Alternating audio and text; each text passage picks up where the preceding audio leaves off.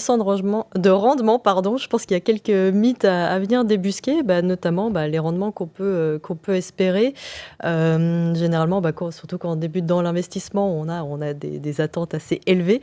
Mais qu'est-ce que vous observez et donc à quel rendement est-ce qu'on peut réellement s'attendre aujourd'hui?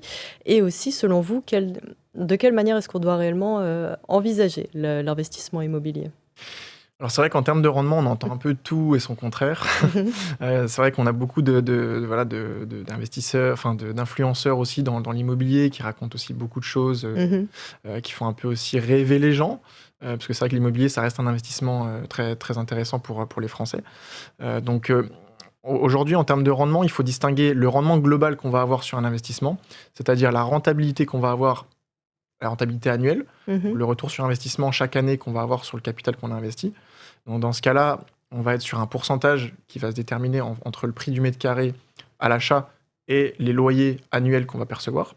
Et donc plus les loyers seront élevés par rapport au prix de vente au mètre carré, donc plus la rentabilité sera élevée. Mhm. Donc c'est vrai que des rentabilités sur des investissements patrimoniaux, on va aller sur des rentabilités entre 4 et 6%, par exemple au centre-ville de Lyon. Mais on aura une plus-value potentielle à la revente qui sera plus intéressante. Donc c'est vrai que c'est pour ça qu'il faut regarder leur rendement dans sa globalité. Mhm. Alors que dans des villes, par exemple, comme on disait, Villeurbanne ou Saint-Étienne, on va aller chercher des pourcentages plutôt entre 8-10%, peut-être même 12% sur des villes comme Saint-Étienne, ou des villes de taille moyenne assez dynamiques. Donc c'est vrai que si on veut avoir de la rentabilité annuelle rapidement, c'est bien d'aller sur des villes comme ça, dynamiques, moyennes. Si on veut faire un rendement global avec une plus-value à la revente intéressante, il vaut mieux aller sur des villes un peu plus grosses, qui sont un peu plus dynamiques en termes de tension locative.